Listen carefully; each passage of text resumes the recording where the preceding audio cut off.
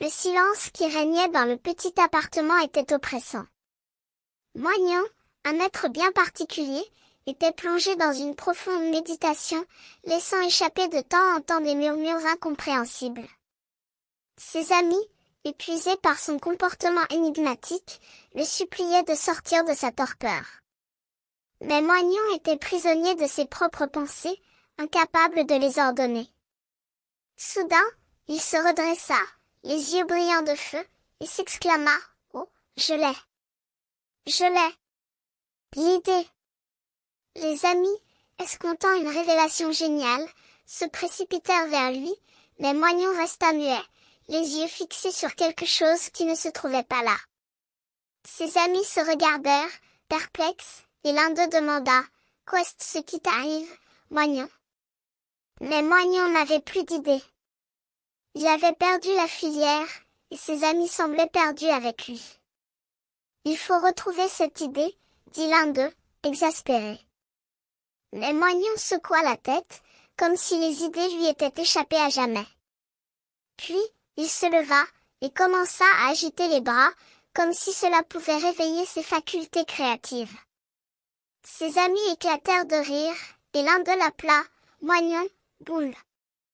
Moignon s'arrêta, étonné, et regarda autour de lui. Puis, il se souvint, il avait semé ses idées quelque part, il fallait les retrouver. Les amis se lancèrent à la poursuite de Moignon, qui courait dans tous les sens, criant « C'est là! C'est là !» Ils parvinrent enfin à déchiffrer ses paroles. Il est mon clone, à l'école, moi, à la console. Et de Promignon. C'est un frechir, qu'il est des bêtes. Les amis se regardèrent, perplexes. Quel était ce clone, et pourquoi Moignon parlait-il de toilette? Mais Moignon ne leur laissa pas le temps de se poser des questions. Il se lança à nouveau dans une explication, parlant de stupides, de bêtes et de bêtises. Les amis écoutèrent, fascinés, tandis que Moignon déballait ses pensées les plus farfelues. Il parla de casque-case, de volets, de voix et de réactions.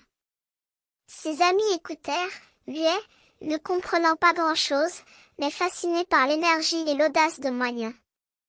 Enfin, Moignon se calma, et regarda ses amis avec un air de fatigue.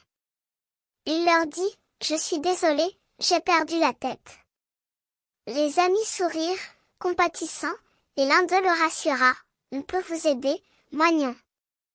On peut retrouver ses idées. » Moignon sourit, reconnaissant, et les amis se mirent à la recherche des idées égarées de leur ami.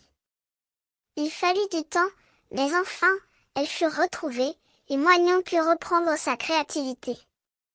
Ses amis sourirent, soulagés, et Moignon leur dit « Merci, mes amis. Je suis reconnaissant de votre aide. Maintenant, je peux reprendre mon travail. »